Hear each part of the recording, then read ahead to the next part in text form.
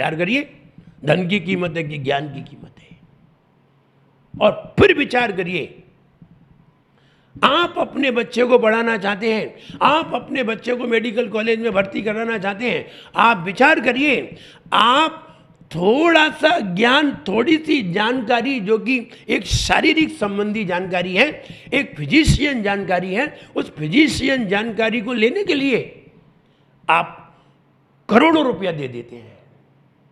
ये तो एक बहुत छोटी सी जानकारी है, ये ज्ञान की बात नहीं है, ये तो छोटी सी जानकारी है, एक छोटी सी रिसर्च है, शरीर के ऊपर छोटी सी रिसर्च है। जब छोटी सी रिसर्च की जानकारी में तुम करोड़ों रुपया देने को तैयार हो जाते हो, तो बताइए कीमत ज्ञान की है या धन की है? मुझे लगता है धन की कीमत नहीं है। धन तो तुम्हें सिर्फ इज्जत दिलाता है, लेकिन उनको हम बिना दिमाग के लोग समझते हैं, उनको हम अज्ञानी समझते हैं, उनको हम बुद्धू समझते हैं, जो धन के लिए अपना ज्ञान खराब कर देते हैं, जो धन में अपना ज्ञान खराब कर देते हैं, अपने ज्ञान की कीमत न समझकर, ज्ञान को अर्जित न करके धन को अर्जित करने में लग जाते हैं। बाद में बहुत दुखी होते हैं जब ज्ञान की उम्र निकल जाती है और जब ज्ञान प्राप्त नहीं हो पाता है, तो धन तो उनके पास होता है लेकिन ज्ञान नहीं होता है। ज्ञान के अभाव में वो व्यक्ति दुखी होता है। विचार करिए, एक वो व्यक्ति है जिसके पास अपार धन है, धन की कोई सीमा नहीं है, उसे जानकारी नहीं है कितना धन है। एक वो व्यक्ति है, शरीर से सुंदर है, धन है, उसके पास अच्छी आंखें हैं, अच्छा मुंह है, अच्छा शरीर है, स्वस्थ शरीर है, धन है, मकान है, वैभव है, शान है, नगर का नगर उसी का है, सब चीज उसके पास उपलब्ध है, परिवार है, पत्नी है, बच्चे हैं, सब है, रिश्तेदार है, लेकिन बस एक चीज की कमी है कि ज्ञान नहीं है। बताइए उस आदमी की कीमत क्या है? कोई कीमत नहीं है। इसका धन भी कोई काम में आने वाला नहीं है, इसका धन भी व्यर्थ नष्ट हो जाएगा, क्योंकि इसे खुद ही ज्ञान नहीं है कि हम धन का सदुपयोग क्या करें। जिसे ज्ञान ही नहीं है वो अपने भी धन का सदुपयोग नहीं कर सकता और किसी दूसरे को भी सदुपयोग नहीं करा सकता है। इसका तो धन भी बेकार जाएगा, इसका परिवार भी बेकार जाएगा, और क्या बताएं, इसकी पूरी जिंदगी भी बेकार जाएगी। बताइए, बिना कीमत नहीं हुई। धन तो बहुत था, कितनी कीमत हो गई उसकी? कोई कीमत नहीं हुई। कहेंगे लोग पागल है, बेवकूफ है, कोई जानता ही नहीं है। और अगर ज्ञान हो तो ध्यान रहे, ज्ञानी के पास धन अब पीछे पीछे भागता है, लेकिन जो धन के पीछे भागते हैं उन्हें ज्ञान होता ही नहीं है, क्योंकि वो जानते ही नहीं है उत्कृष्ट चीज क्या है। कोई डायमंड को छोड़ करके अगर पीतल को इकट्ठा करे तो निश्चित है ज्ञानी लोग तो यही समझेंगे कि ये बेवकूफ है। अज्ञानी लोग जिन्होंने डायमंड देखा नहीं है, डायमंड जानते नहीं है, वे भले ही उसे अच्छा समझते रहें, लेकिन ज्ञानी लोग तो अच्छा नहीं समझेंगे। जौहरी लोग तो यही कहेंगे पागल है, इससे बड़ा बेवकूफ़ कौन मिलेगा। लेकिन अज्ञानी लोग भले ही समझें कि हाँ ठीक है, ये कम से कम पीतल तो इकट्ठी कर रहा है, कम से कम लोहा तो इकट्ठा कर रहा है, बस वो इसी में लगा रहे, इतना सारा उसके पास पीतल है, इतना सारा उसके पास लोहा है, बस अज्ञानी लोग यही देखते रहेंगे। लेकिन ज्ञानी समझेगा, जौहरी कहेगा बेवकूफ़ आदमी है, इसने हीरे को छोड़ दिया है, पीतल को पकड़ लिया है, अरे इतना सारा हीरा मिल रहा था फिर उसने छोड़ा, सिर्फ ज्ञान की कमी के कारण। ज्ञानी अच्छी चीज को पकड़ता है, खराब चीज को छोड़ देता है। अज्ञानी खराब चीज को ही अच्छी समझ लेता है और अच्छी को समझता ही नहीं है। यही दोनों में अंतर है, ज्ञानी और अज्ञानी में यही अंतर है। ज्ञानी अच्छी चीज को समझता है और खराब को छोड़ देता है, और अज्ञानी खराब चीज को अच्छी समझ लेता है और अच्छी को समझता ही नहीं है।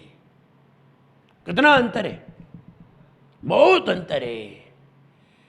कोई व्यक्ति अच्छी चीज को छोड़ दे, जैसे कि छोटा सा बच्चा है, छोटा से बच्चे को 2000 का नोट दिया जाए और छोटे से बच्चे को 2000 का नोट दिया जाए और एक उसे 2 रुपए का सिक्का दिया जाए, 2 रुपए का सिक्का दिया जाए और 2000 का नोट दिया जाए और दोनों रख दिए जाएं, वो 2000 का नोट को फेंक देगा और 2 के सिक्के को पकड़ लेगा। लेकिन बड़े लोग हैं, जो उसके पिता हैं, उस बच्चे के पिता हैं, उसके सामने अगर दोनों चीजें रख दी जाएं तो वो 2 के सिक्के को फेंक देगा और 2000 के नोट को पकड़ लेगा। अंतर इतना ही है, वो छोटा बच्चा है, वो 2 के सिक्के को ही 2000 का सिक्का समझता है, वो 2 के सिक्कों को ही बहुत बड़ा सिक्का समझता है, बहुत बड़ा पैसा समझता है, और बड़े पैसे को वो पैसा जानता ही नहीं है। और ज्ञानी जन है, वो जानते हैं कि ये 2000 का नोट है, ये 2 का सिक्का है, इसलिए वो 2000 का नोट पकड़ लेता है। हम ये कहना चाहते हैं ज्ञानी और अज्ञानी में यही अंतर है। ज्ञानी उत्कृष्ट चीज को पकड़ करके छोटी चीज को छोड़ देता है, अज्ञानी छोटी चीज को ही उत्कृष्ट समझ लेता है और अच्छी चीज को जानता ही नहीं है, उसे देखा ही नहीं है, तब हम उसे अज्ञानी कहते हैं। हम ये कहना चाहते हैं, बदलोगे कुछ बदलेगा, भीतर से कुछ निकलेगा, गुलशन जैसा महकेगा, गुलशन जैसा महकेगा। खुशबू वाले फूल बनो, फल वाले तुम फूल बनो, कभी नहीं तुम धूल बनो, फल वाले तुम फूल बनो, कभी नहीं तुम धूल बनो। तभी जीवन में कुछ सार दिखाए रे, जीवन है पानी की बूंद कब मिट जाए रे, ओ जीवन है पानी की बूंद कब मिट जाए रे। हम ये कहना चाहते हैं, अगर हम ऐसे फूल बनते हैं जिसमें फल लगते हैं, वे फूल बहुत कीमती हुआ करते हैं, उनकी बहुत कीमत मिला करती है। जिनमें फल नहीं लगते वो फूल बनते हैं, उनकी ज़्यादा कीमत नहीं हुआ करती। लेकिन हम वे फूल बनते हैं जिनमें खुशबू भी नहीं आती, उन फूलों की कोई कीमत नहीं हुआ करती। लेकिन अगर सूल बन जाते हैं तो किसी को चुभन के काम आते हैं, किसी को पीड़ा देने के काम आते हैं। इसलिए सूल और धूल कभी ना बने तो फल वाले फूल बने, तभी हमारा जीवन सार्थक है। जय बोलिए महावीर भगवान ने की। सही ज्ञान के बिना यहाँ भटके हैं हम कहाँ कहाँ, सही ज्ञान के बिना यहाँ भटके हैं हम कहाँ कहाँ। दुख पाया है यहाँ वहाँ, दुख पाया है यहाँ वहाँ, दुख पाया है यहाँ वहाँ, दुख पाया है यहाँ वहाँ। सही राह तब दिख पाए, सही राह तब दिख पाए, जब उत्तम गुरु मिल जाए। सही राह तब दिख पाए, जब उत्तम गुरु मिल जाए। गुरु ही दुनिया में हो, गुरु ही दुनिया में पहचान दिलाए रे। जीवन है पानी की बूंद कब मिट जाए रे, ओ जीवन है पानी की बूंद कब मिट जाए रे। होनी अनहोनी होनी अनहोनी कब क्या घट जाए रे। जीवन है पानी की बूंद कब मिट जाए रे। सही ज्ञान के बिना यहाँ भटके हैं हम कहाँ कहाँ, सही ज्ञान के बिना यहाँ भटके अब तक कहाँ कहाँ। दुख पाया है यहाँ वहाँ, दुख पाया है यहाँ वहाँ, और दुख पाया है यहाँ वहाँ, और दुख पाया है यहाँ वहाँ। कहते हैं ज्ञान के बिना आदमी का जीना भी व्यर्थ है। अगर वो जीता भी है और ज्ञान नहीं है तो चाहे वो मरे चाहे वो जिए, क्या फर्क पड़ता है? क्योंकि जी रहा है तो भी मरे जैसा है, और मर रहा है तो जैसा जी रहा था वैसा ही तो है। ज्ञान के बिना जीना भी व्यर्थ है। और जो जी रहे हैं और ज्ञान नहीं है वे जी नहीं रहे हैं, मरने के लिए जी रहे हैं, क्योंकि आगे तो मरना ही है। और मरने के लिए ही जी रहे हैं, क्योंकि जिएंगे नहीं तो आगे का मरण कैसे आएगा? और जो आगे मिलने वाला है हम उसी के लिए जीते हैं। जैसे कोई व्यापार करता है, दुकान खोलता है, और दुकान खोलता है अथवा कोई सर्विस पे जाता है, 1 तारीख से सर्विस पे जाता है, 30 तारीख तक सर्विस पे जाता है, 30 तारीख तक 6-6 घंटे ऑफिस में 8-8 घंटे काम करता है। बताइए किस लिए? आप कहेंगे पे के लिए। बस मैं यही कह रहा हूँ, धन के लिए ही तो तुम नौकरी कर रहे थे। हाँ, धन के लिए ही तो नौकरी कर रहे थे। हाँ, धन के लिए ही नौकरी कर रहे थे। तुम कुछ कमाने के लिए ही तो नौकरी कर रहे थे। हाँ, कुछ कमाने के लिए ही नौकरी कर रहे थे। तुम दुकान सवेरे से शाम तक खोल रहे थे, प्रॉफिट के लिए ही तो खोल रहे थे। हाँ, प्रॉफिट के लिए ही खोल रहे थे। और तुम किस लिए जी रहे हो ये तो बताओ। अंत में क्या मिलेगा तुम्हें? मौत, मरण। तो तुम मरने के लिए ही तो जी रहे हो। तुम कैसे कह सकते हो हम जीने के लिए जी रहे हैं? हमें कोई बताए तो कि हम जीने के लिए जी रहे हैं, कोई कहे तो। अंत में उसे यही कहना पड़ेगा कि हम मरने के लिए जी रहे हैं।